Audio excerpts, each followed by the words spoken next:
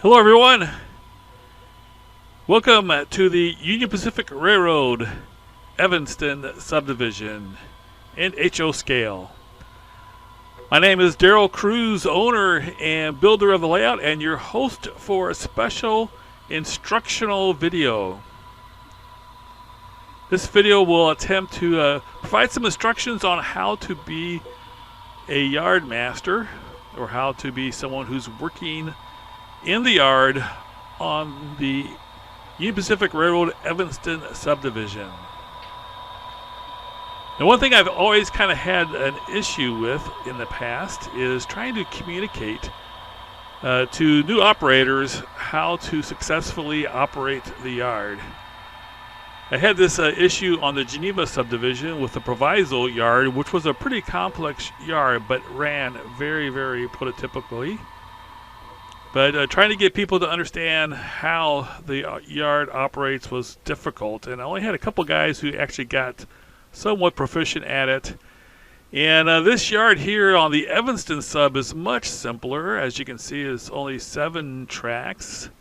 You have the mainline tracks, double tracks, and then 7 tracks. Here you have one of the locomotives, the yard crew, and you have a yard lead or a drill track switching lead, whatever you want to call it. But I'm having the same issue with communicating to operators on how to successfully operate the Evanston yard. So I thought what a good thing to do would be to put together an instructional video that people could watch that hopefully will give them a good idea of what's taking place. Now, this yard has throats on both ends, holds about 120 cars or so, has a pretty cool engine facility. Here you also have the lead going from the main line to the yard. Here's the other yard switcher and the drill track or switching lead. And so on this yard is much simpler than the Geneva sub yard, but still it does take a little bit of understanding and a little bit of patience and working efficiently to get the thing to operate the way it is designed. And the yard is very important. If the yard is not working correctly and there's not good communication between the yard and the dispatcher, it can kind of fall apart. Now, one thing I have a hard time getting people to do is to use this chart. This is a chart of the 7 tracks. The top track number 1 is the arrival track, so we want to keep that clear. Then we have track 2 through 7, and then I have kind of divided in half. Okay, so half on each side, and it kind of shows what cars, where their trains are that go in a certain location. So it's a way of keeping track of what cars are in each track and where the cars are destined. So we have a number of trains that come in. First, going to look at the train MRONP. That's Roseville to North Platte. So it's an eastward train. This just stops and has some setouts and pickups. Our main concern is the cars that are going to be picked up. So one of the first things we're going to do, and what I want to show you here, is how to pick these cars up and get them ready for the train coming in. Now, we have 4 different sections that have yard cars. That means cars that are not necessarily destined for any place. And since this is an eastward train, we're going to put these cars that need to be picked up on track 6 on the eastward side. So the first thing I'm going to need to do to get these cars ready for this train that's going to be here in no time at all is to locate these cars. All right, so just looking for, we see the TOBX cream and brown. We just saw that one. The second one was a flat car, and it said yellow with white load, red and white load, and so that one's right there.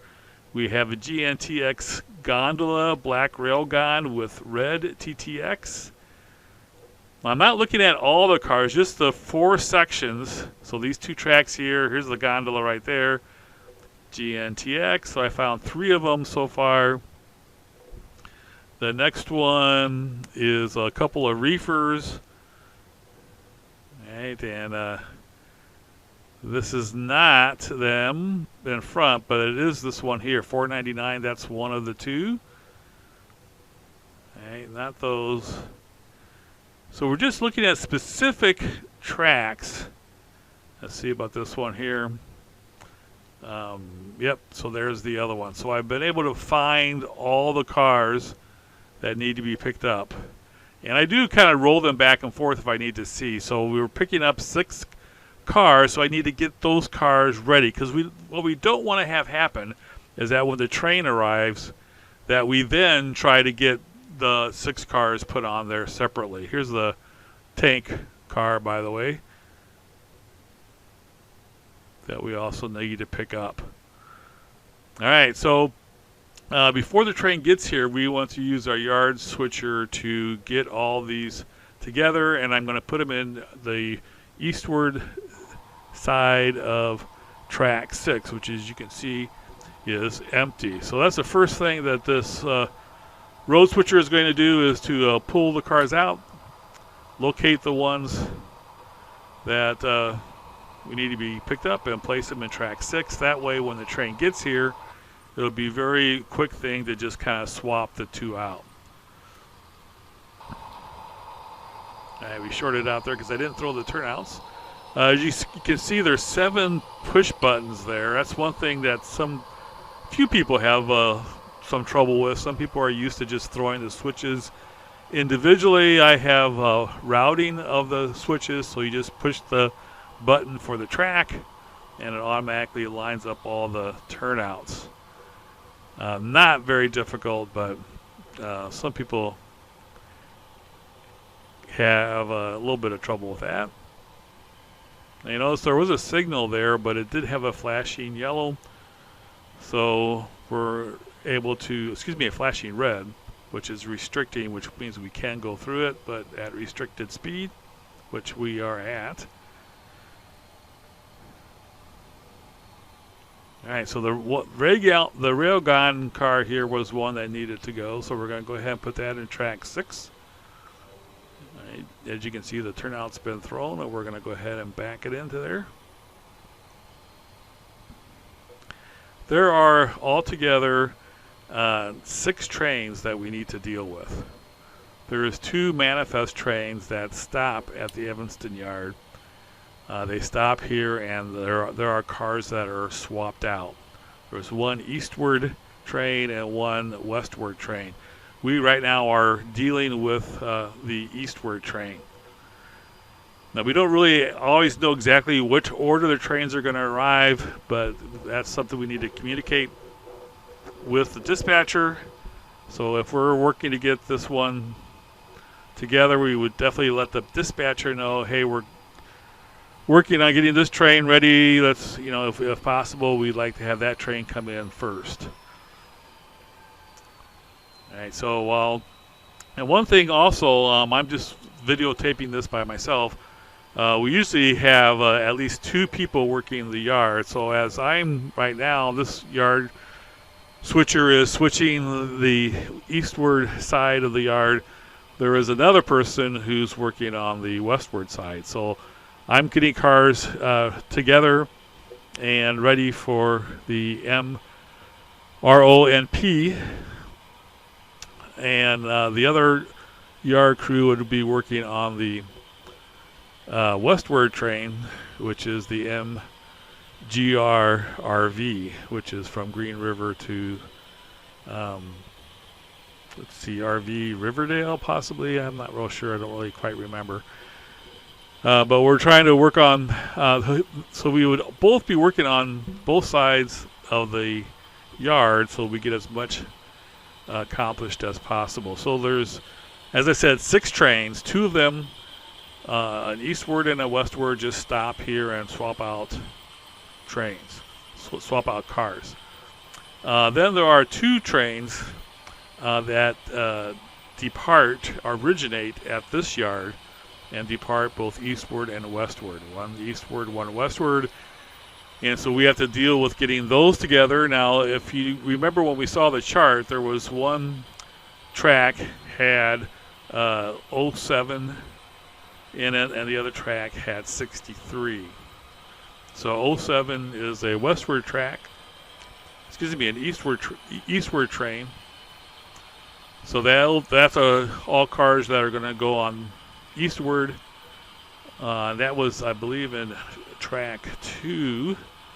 And then the other one is number 63. Now they're LDR 60, excuse me, LDR 17, excuse me, LDR 07 and LUJ 63. But on the chart, I just write 07 and 63. And I also put an X because we're actually sometimes just getting them ready for the next day. But again, just to save time, I just put 07 and 63. Now, in addition to those that are departing, there's also 2 trains that terminate here. And that's train LUJ 62 and LDR 17. So basically, we need to make sure that we have and deal with all 6 of those trains. 2 of them just swap out cars, 2 of them terminate here, and 2 of them depart from here.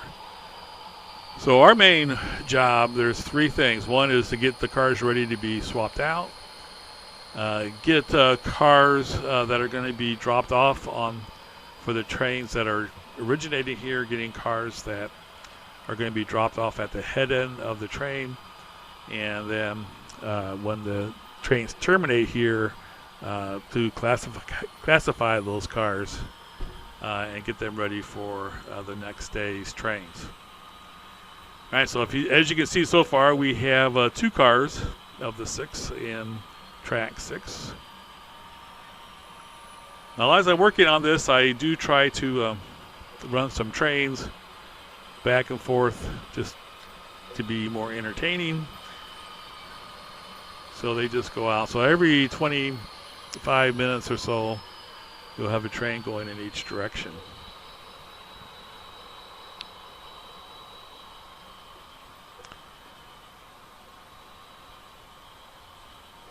Now, one thing you have to kind of be aware of is how you are with the other side of the yard. Now, I was going to push these tank cars in there because I don't need them, but have to realize that, okay, I don't want to push it into the yard turnouts on the other side. So there's going to have to be a lot of communication between. I need these cars here, the cream colored car, and I think I also need this Reefer. So instead, and this yellow car here also, the center beam. So instead of pushing those cars in there, and just what I'm going to do instead is just pull them all out. And oops, didn't quite couple up there. Let's try it again. So I'm going to pull them all out and put that Reefer at the very end in first.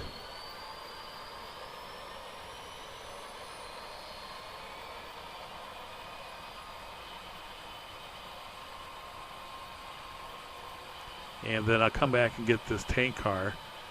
Well, the only way I could have gotten this tank car is if I would have pushed them past the other turnouts on the other side of the yard, which I didn't want to do.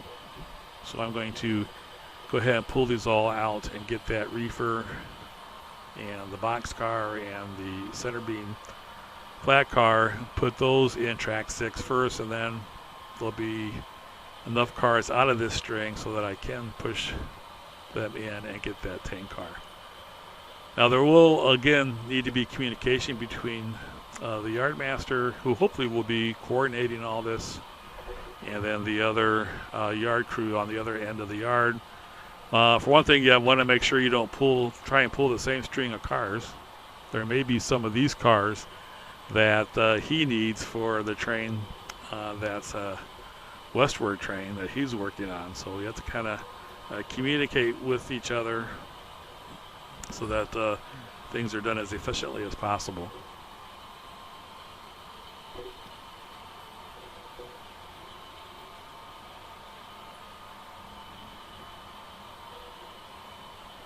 Now, one thing I still need to do here is add a little bit more power. These single yard switchers, not quite enough power, especially on this end, to pull the whole string through, as we do see a manifest train going by. That manifest train that's going by right now is actually the M, R, O, and P, which is the one that's going to be stopping here and we're going to be swapping out cars for. All right, so we did get it pulled back far enough to get this reefer.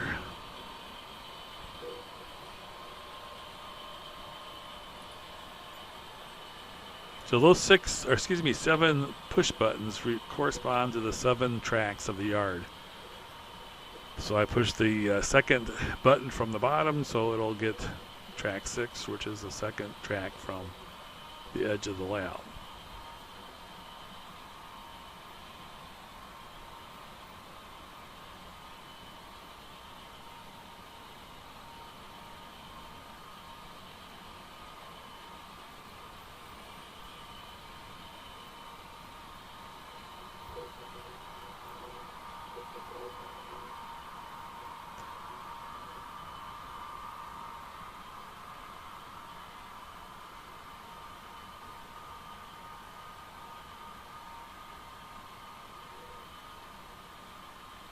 We won't be able to do the full instructional video in one video. This is going to be a multi-part video. And each one will hopefully be not more than 30 minutes each.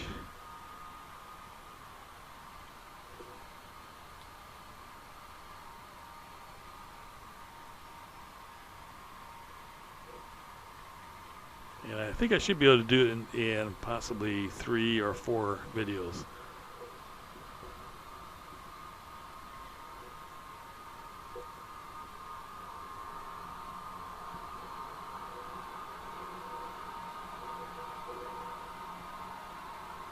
And I see it stopped and there's some jerkiness. That's because it's an underpowered switcher.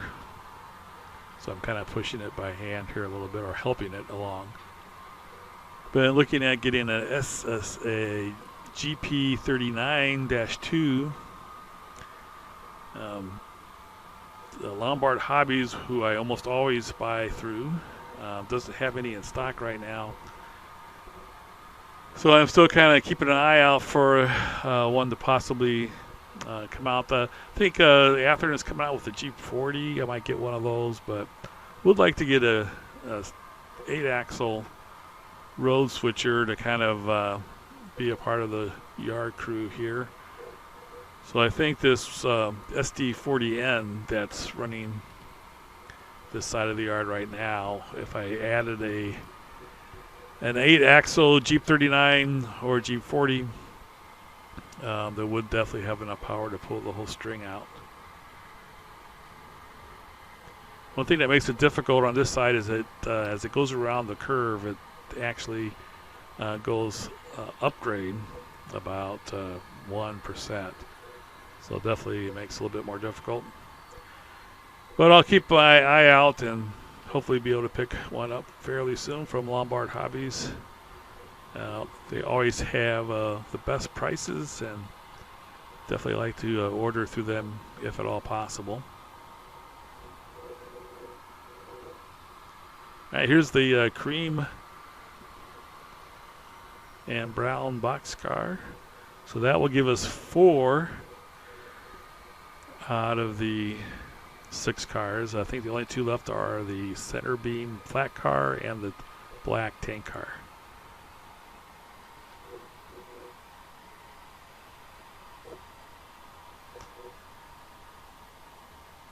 Now, one thing that's really important is to use that chart to make so that you know what the cars in each track, where they're destined and where they're going. Been numerous times when we've been kind of falling behind in the yard. I try to help them out and trying to figure out where things are so we can get trains moving and so forth. And they don't use the chart at all. They just try to remember in their heads, and there's cars all over the place, and they're not together. They're just kind of wherever they happen to set them, thinking they'll remember them, and they don't. And so you basically have cars all over the place, and not really sure where all the cars are supposed to go. Right now, what I'm looking at right now, we have track 2, which is the train that's going to depart, train LDR 07. It just needs to have cars blocked at the head end that are going to be dropped off on its journey. It actually stops at Westvaco. So I still need to take some of the cars and put them on the head end so that they can be switched out easily by the road crew when they depart. Track 3 is LUJ 63, which goes westward. It stops at Wholesome Cement, so it also needs to be blocked with cars destined for Wholesome Cement at the head end. And then where I'm pushing the cars right now, well, there's a track that's empty right now. But the cars that I have am pushing the cars into now is what I call the yard track, which are cars that aren't really right now, aren't really destined for any particular place. But that's where when we need to get cars for to be picked up or cars to be taken to UTLX, that's where we go to find the cars that need to be pulled to go to wherever we're getting cars ready for. Track 7, by the way, I usually try to keep that clear. I definitely recommend keeping track 7 clear. That's considered the bypass track, so that when a train comes in, if it needs to go from one end of the yard to the other end of the yard, there's engine facilities on just the westward end of the yard. So if a train comes in and the locomotives are on the eastward side, they will need to have a track to be able to get over to the engine facilities as we push the center beam flat car into position. So all we have left yet is the black tank car.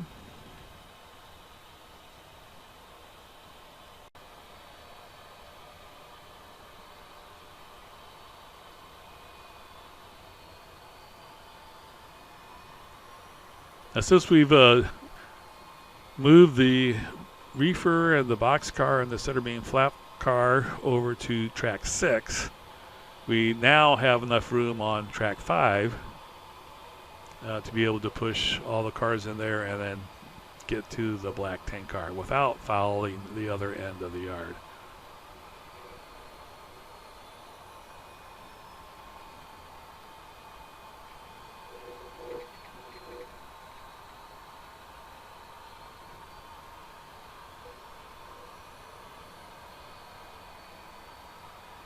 So it is important that as we're doing this, we put the yard cars back into the yard track and not into the bypass track, not into the empty track 4, but keep them where they're supposed to be so that we know where everything is and where to pull cars from and where all the cars are going to end up going.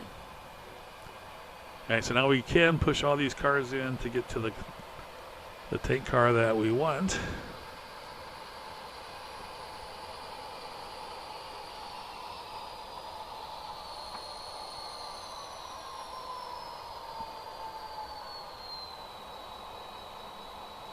You can see the manifest freight trains up on the second level right now.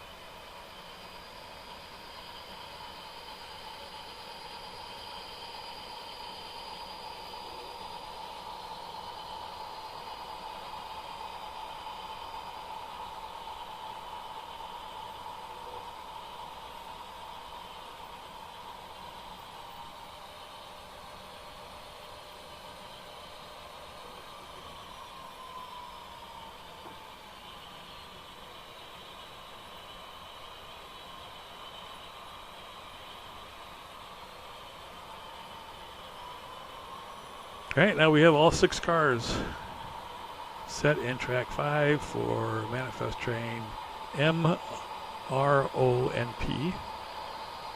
We'll go ahead and put these yard cars back into the yard track. Again, making sure that we don't just set them anywhere, but put them where they belong, following our chart that we keep on the whiteboard.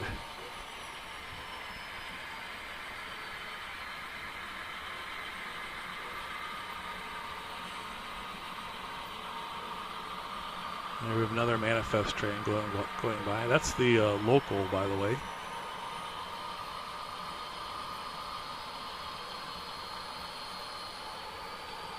There are 4 locals altogether, 2 in each direction. 2 of them terminate at the yard here at Evanston, and 2 of them originate at the yard here at Evanston.